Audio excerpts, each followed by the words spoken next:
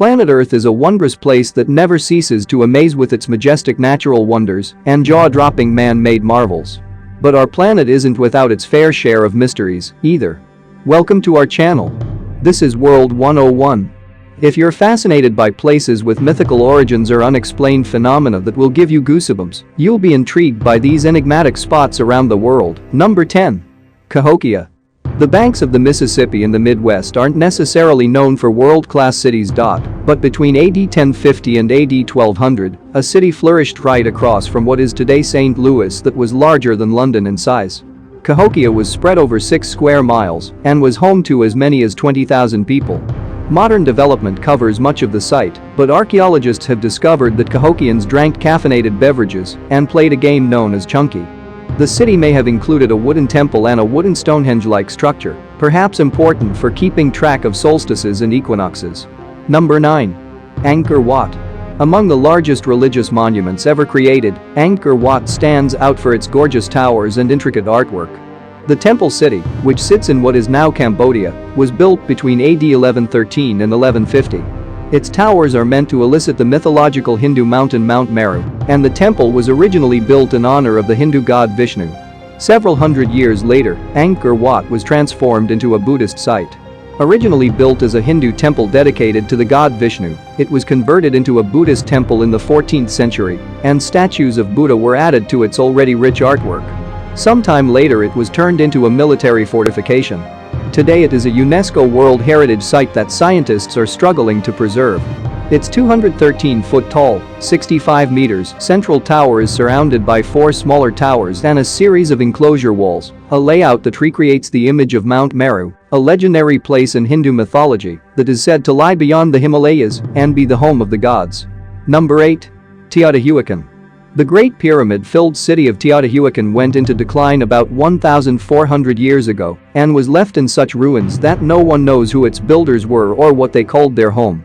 The Aztecs, who would later make pilgrimages to the site, gave it its modern name, which means the place where the gods were created. Teotihuacan was a major urban area. It covered about 8 square miles, 20 square kilometers, and was likely home to 100,000 people, many living in apartment-like multi-family structures. But the city is best known for its expansive Avenue of the Dead and major pyramid complexes. Located about 30 miles northeast of modern-day Mexico City, Teotihuacan was one of the largest urban centers in the ancient world. No one knows who built it. The city flourished between 2,100 years ago, when construction began, and about 1,400 years ago, when it went into a period of decline, including a fire that caused great damage. However, even with the decline, the city was never truly lost. The Aztecs made regular pilgrimages to the site in later periods. Number 7. Easter Island. The giant carvings on Easter Island are up to 40 feet tall. There are about 1,000 of them, and their torsos are buried, leaving only human-like faces above ground. It remains a mystery how they were moved into place, but one leading theory is that they were walked from quarries on stone platforms. Number 6. Stonehenge. Stonehenge is a massive stone monument located on a chalky plain north of the modern-day city of Salisbury, England. Research shows that the site has continuously evolved over a period of about 10,000 years. The structure that we call Stonehenge was built between roughly 5,000 and 4,000 years ago and was one part of a larger sacred landscape that included a massive stone monument that was 15 times the size of Stonehenge. The biggest of Stonehenge's stones, known as sarsens, are up to 30 feet tall and weigh 25 tons on average. It is widely believed that they were brought from Marlborough Downs, a distance of 20 miles to the north. Smaller stones, referred to as blue stones, they have a bluish tinge when wet or freshly broken, weigh up to 4 tons, and come from several different sites in western Wales, having been transported as far as 140 miles. It's unknown how people in antiquity moved them that far. Recent experiments show that it is possible for a 1-ton stone to be moved by a dozen people on a wooden trackway, but whether this technique was actually used by the ancient builders is uncertain. Number 5. Loch Ness. Beautiful Loch Ness would be notable even without the monster sightings that made it a global name. The lake, which is in the Scottish Highlands, is the largest Scottish loch by volume. It gets as deep as 755 feet, 230 meters, and has a surface area of 21.8 square miles. Perhaps this mammoth size is part of what led to rumors of a mammoth beast lurking in the lake. The Loch Ness monster first made headlines in 1933 in an article that suggested a disturbance in the lake's surface may have been a fight between ducks. It was enough to spur rumors, however, especially when a supposed photograph of a long-necked lake monster came out in 1934. Some say it's a myth, others say it's a living dinosaur or even a sea serpent that swam into the lake before it became landlocked. Whether real or fictional, it is what Scotland is best known for around the world. Some claim that the Loch Ness monster was first reported in AD 565, when according to Catholic legend Saint Columba turned away a giant beast that was threatening a man in the Ness River, which flows into the lake. However tempting it is to suggest that the encounter was a true historical record of the beast's existence, it is only one of many church myths about righteous saints vanquishing Satan in the form of serpents and dragons. Number 4. The Nazca Lines. Atlantis may be a legend, but the mysterious Nazca Lines are real. These enormous geoglyphs in arid coastal Peru depict spiders, monkeys, plants and other figures.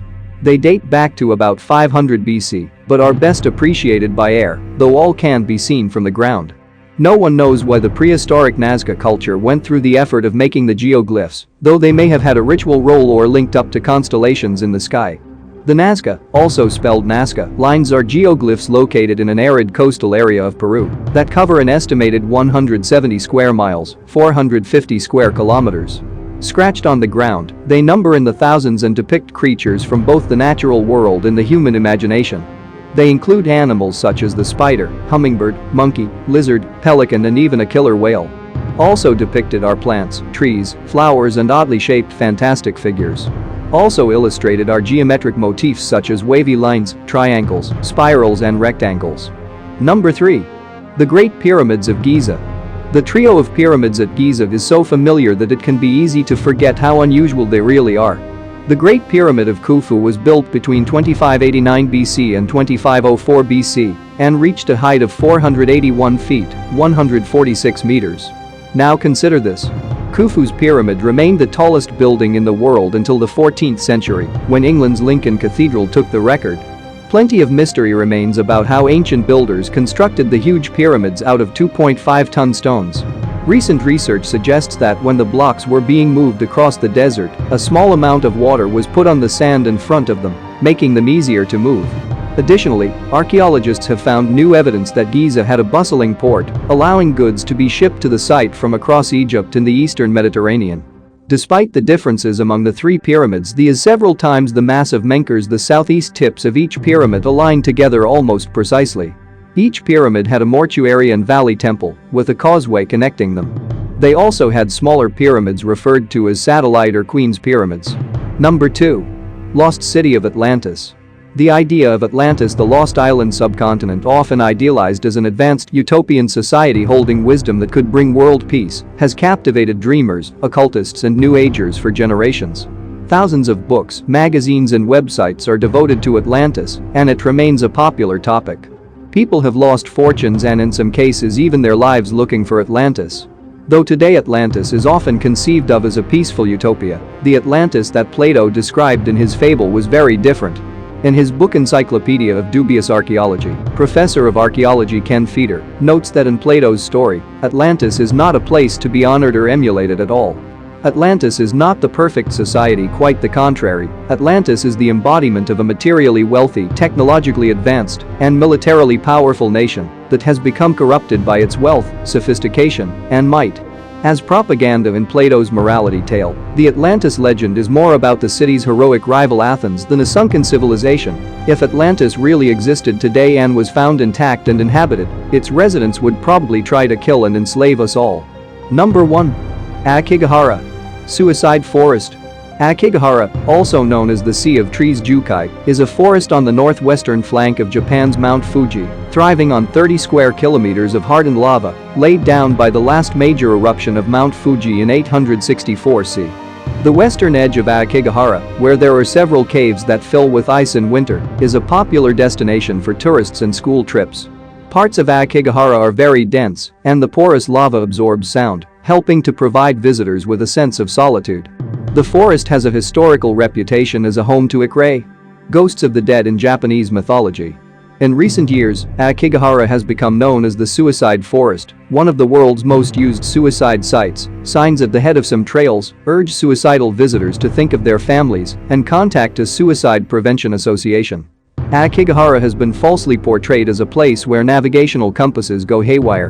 Needles of magnetic compasses will move if placed directly on the lava, aligning with the rock's natural magnetism, which varies in iron content and strength by location. However, a compass behaves as expected when held at a normal height. The Japan Ground Self-Defense Force has conducted its ranger courses including navigation training in the forest since 1956. Thanks for watching. If you like our video, hit the like button and please do subscribe to our channel.